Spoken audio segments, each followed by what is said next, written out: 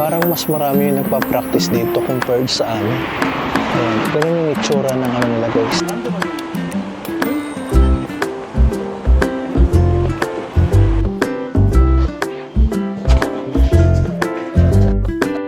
Ngayon, madadaanan natin ulit yung aso kanina nakita natin. Tsaka yung bag na yun. Yung magtitinda, set up na rin dito. So, ito year of the horse. Ito year of... What's up guys? Welcome again sa aking channel and we are back for another vlog.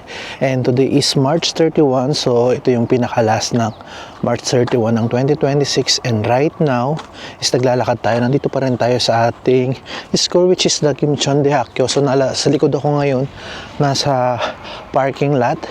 So ngayon pupuntahan natin yung Gimcheon Lake na lagi naman nating pinupuntahan, pero ang pagkakaiba is mas bloom na ngayon yung mga cherry blossom. Actually kahit saang lugar ngayon napakaganda dahil nga fully bloom na yung mga cherry blossom, and ito yung pagkakataon para makapunta tayo doon. Although kung mapapansin nyo, medyo makulimlim siya, no?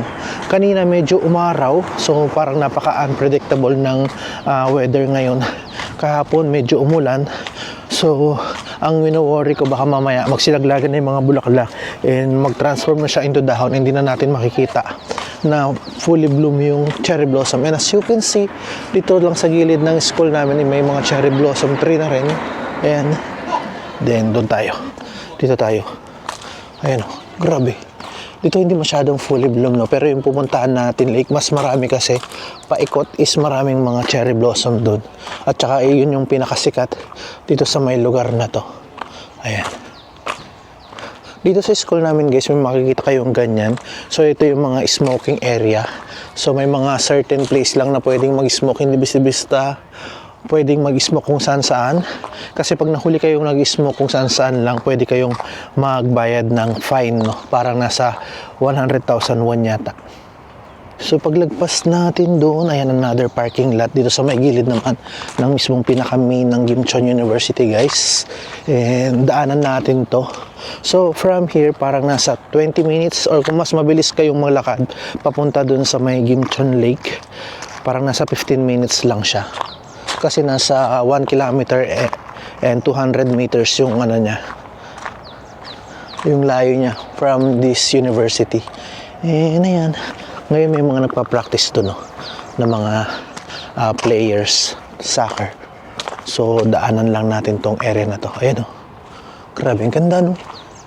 Wow, diba? Lagi naman tayong napunta ng Gimcheon Lake, pero nung mga panahon na yun, hindi pa ganun kabloom yung cherry blossom. Then, ito yung pumukaw sa akin, no? Ayan, yung malapit lang sa school. Hindi pala siya cherry blossom. Ano kayang puno ito? Ayan, ang ganda rin tingnan kasi ano siya. Parang naka-line up siya. So, tanim siya, no? So, hindi ko alam kung anong klaseng puno yung nandito. Ang ganda rin yung kasing tingnan, guys, oh. Ayan. So, hindi ko alam kung anong puno ito na malapit lang dito mismo sa actually likod lang din ito ng isa pang university na nandito, which is the Gyeongbok Bogon de Hakyo kung di ako nagkakamali. So, ito yung sa amin, which is the Gimcheon University. So, dadaanan lang natin to at gusto ko lang ipakita sa inyo kasi ang ganda lang din yung tingnan. Then, dito tayo. Back to normal. Doon tayo sa pinaka main road pupunta at dadaanan natin ngayong soccer field dito.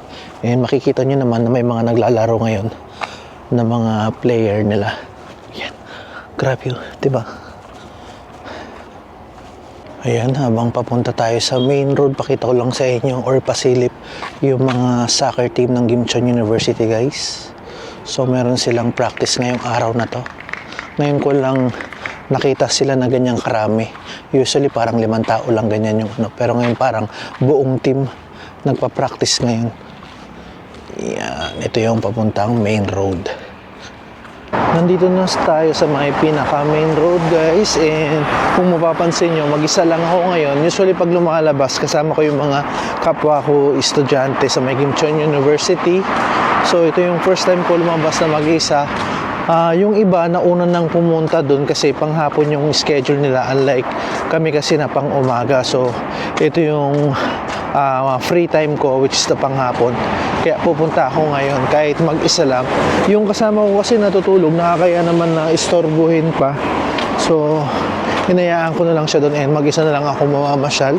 And habang naglalakad ako dito, ayan, yung Gyeongbok Bogon de Hakyo guys, yung soccer field nila, meron din mga nagpa-practice na player. Same with us. Same sa amin, ayan. Meron din mga nagpa-practice. Grabe. Parang mas marami yung nagpa-practice dito compared sa amin. Ayan, ganun yung itsura ng ano nila guys.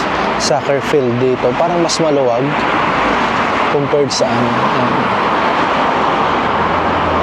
Gaya ng dati guys, after nung Gyeongbok Bogon de Hakyo, ito yung Gimcheonjongab Sports Town, tsaka yung isa pang ano dito, isang center na hindi pa nagbubukas.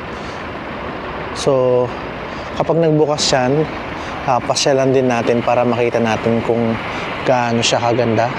Ayun. Lagi namang ito yung makikita nyo sa vlog ko guys, dito sa lugar na to. At mapapansin nyo, kung sa ibang lugar like nung sa pinanggalingan ko na Changwon, yung bawat gilid niyan is may nakatanim na mga cherry blossom. Pero dito, wala masyado, no? Parang piling-pili lang yung lugar na meron talaga. Siguro dahil ano to, no? Province siya. So, hindi masyadong nabigyan ng pansin na lagyan. Kumbaga, ibang style din yung makikita dito compared sa mga city. Ayan, may nakita akong ano dito na magkakaroon ng basking dito sa lugar nito sa April 7 to April 9 from 5 o'clock to 5:30. So may mga magpe-perform siguro dito lang sa labas, ganyan, mag-basking sila, kanta-kanta. Ayan. Yan siya guys. So hindi pa ano yan, hindi pa bukas yan. And hindi natin alam kung ano, kailan yung pinaka-opening niya. And hoping na pagka-open yan, makapunta tayo at masilip natin kung gaano siya kaganda.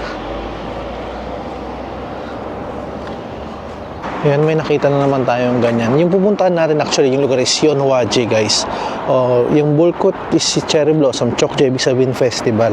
From here, nasa 200 meters na lang siya. So, sobrang lapit na lang siya. Usually dito kami dumadaan papunta dun sa may Haejangguk, pero dito na tayo dadaan para shortcut tayo. Ayan.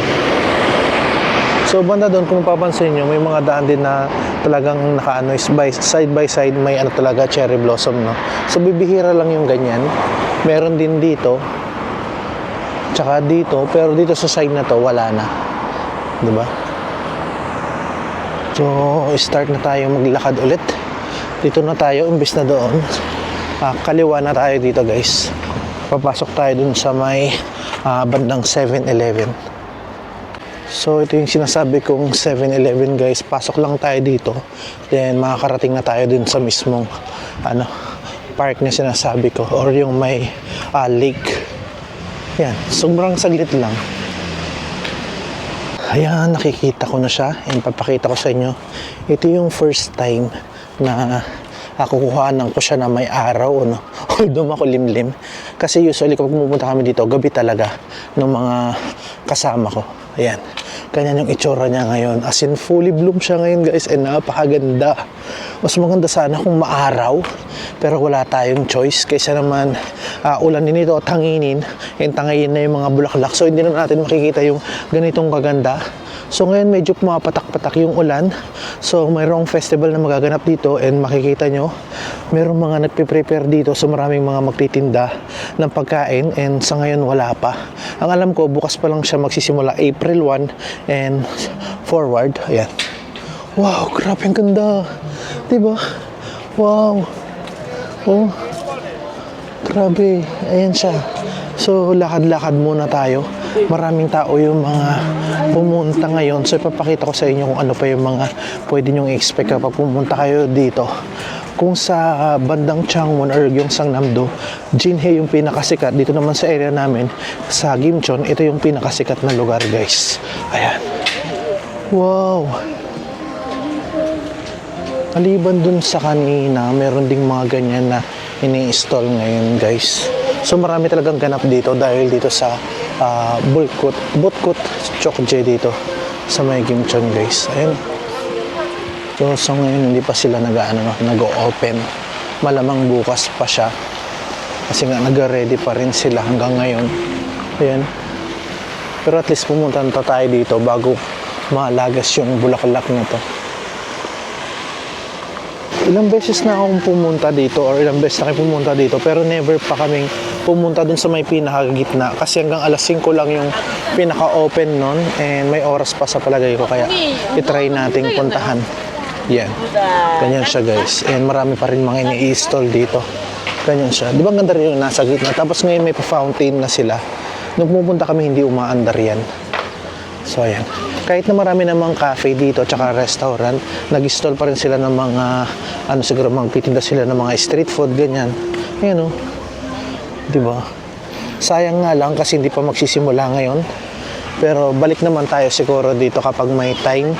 Kasama natin yung mga ibang Filipino students sa Gimchon University. Ayan, grabe ang ganda. Oh. 'Di ba? Ang ganda niya oh.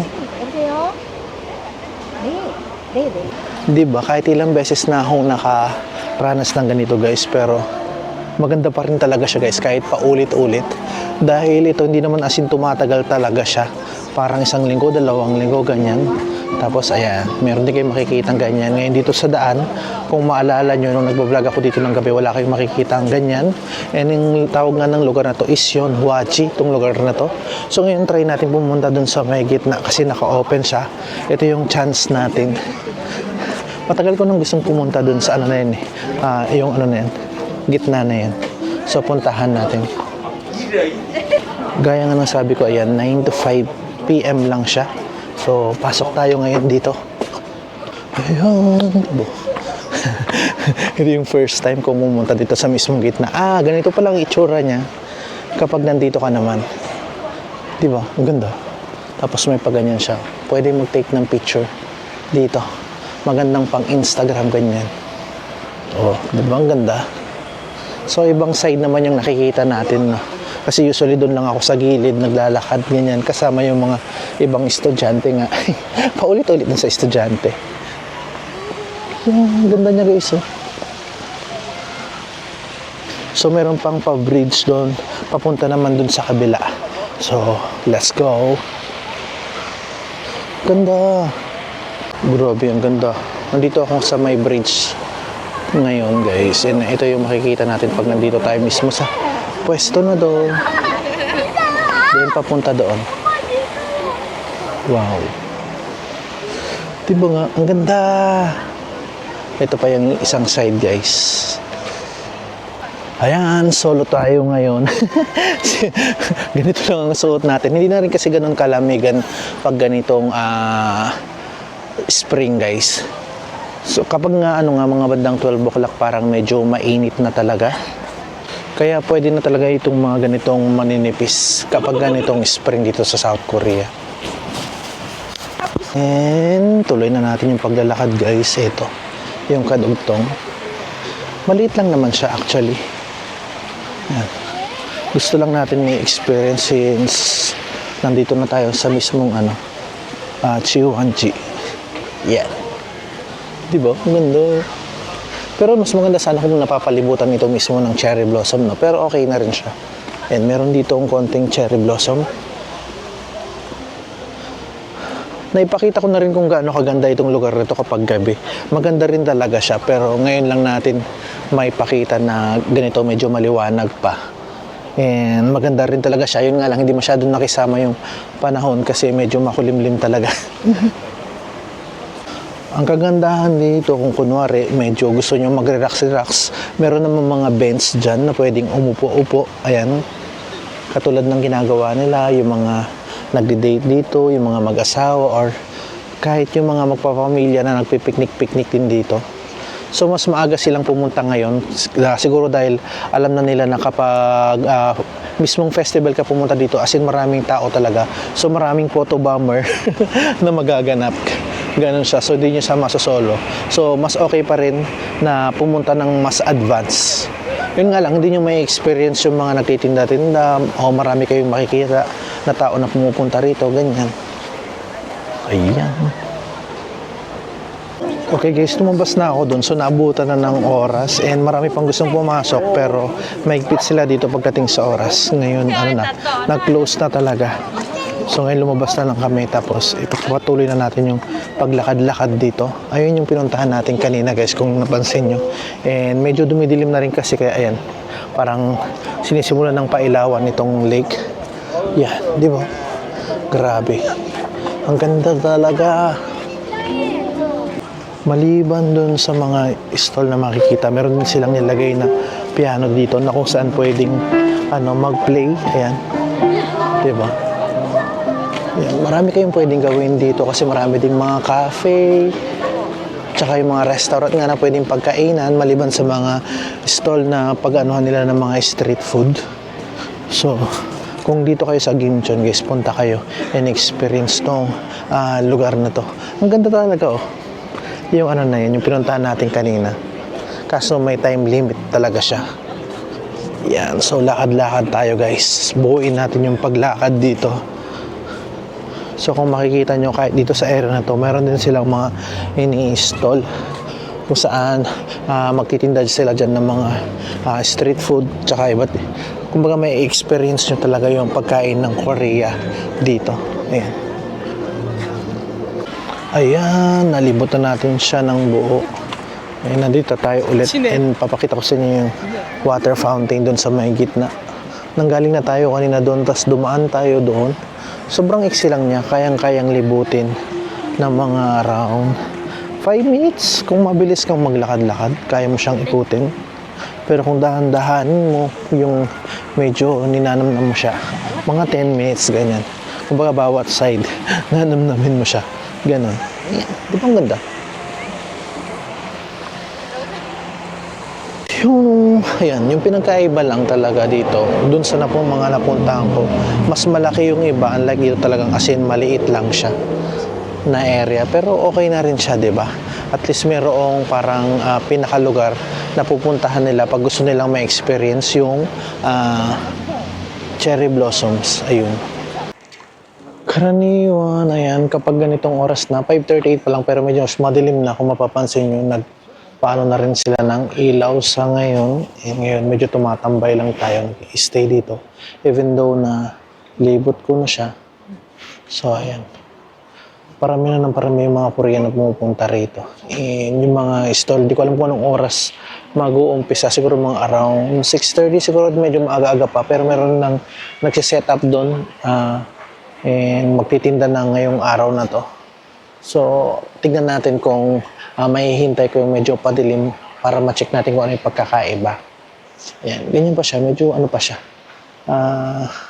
Medyo malamig lang habang tumatagal, habang paano yung gabi. Ganun siya. Ayan, meron na mga ilan na naka-on. And yung hindi na nila pinatay yung water fountain doon. Tapos kung papansin nyo, pa isa-isa pa lang yung mga nagsiset up eh. Ayun, may cute na aso doon guys. Nakatambay siya doon. Maraming mga nakatingin sa kanyang ibang tao. Napapatingin sa kanya kasi sobrang cute niya.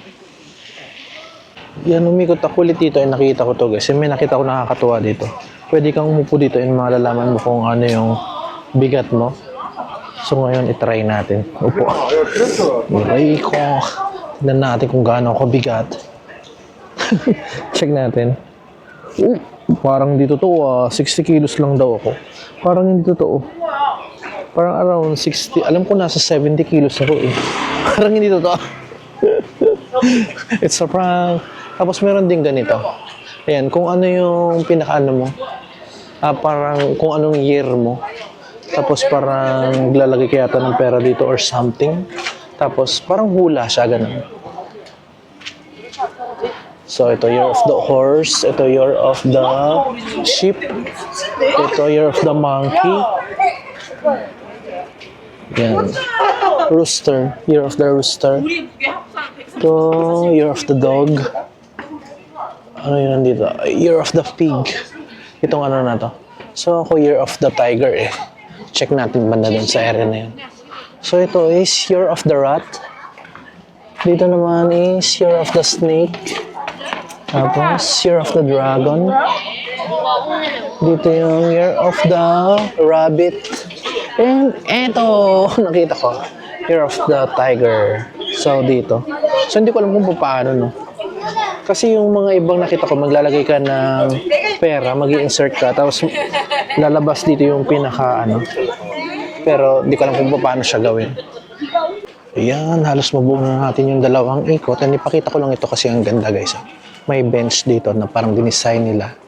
Pwedeng mag-relax-relax dyan. Ayun, umupo. Ayan, ayan pa rin. Ganyan pa rin siya. Ngayon guys, kung makikita nyo, magsi 6 o'clock na or 6 o'clock na. Pero kung makikita nyo, ayan, wala pa talaga. Pero ito, mayroon na nagbukas yung mga made of woods na mga pang kitchen. Ayan, ganyan siya. Sila pa lang. Dito naman sa side na to guys, is puro mga bags, ganyan, tsaka mga hat, ganyan. Yung mga design. Tapos, doon bag din. Sa area na yun. Ngayon, madadaanan natin ulit yung aso kanina na nakita natin. Tsaka yung bag na yun. Yung magtitinda, nagsiset up na rin dito. Kung mapapansin nyo, talagang hindi pa sila nagbukas. Siguro hindi pa talaga ito yung pinaka-festival nila guys. Yung araw ng festival. Kaya mangilan-ngilan lang yung nakita natin. Nagbubukas. So, itry nating bumalik ulit sa susunod na araw. At gusto kong ipakita sa inyo sa susunod kung ano-ano yung mga pwedeng kainin dito na street food nila. Ayan, at kung mayroon pa silang mga event na gagawin dito. At dahil dyan guys, dyan ko muna tatapusin itong ating short vlog. Gusto ko lang siya makita na full bloom baka kasi biglang umulan at biglang mawala yung mga bulaklak. Kaya naman mas maaga akong pumunta dito sa may Gimchon Lake or Yeonwaji nga ba? Tama, Yeonwaji. Yeah. At syempre, isasama ko kayo pag pumunta or bumalik ako ulit dito guys. Siguro, meron na tayo kasama that time. At dahil dyan guys, magkita-kita ulit tayo sa mga susunod na vlog ko dito sa My South Korea. Bye!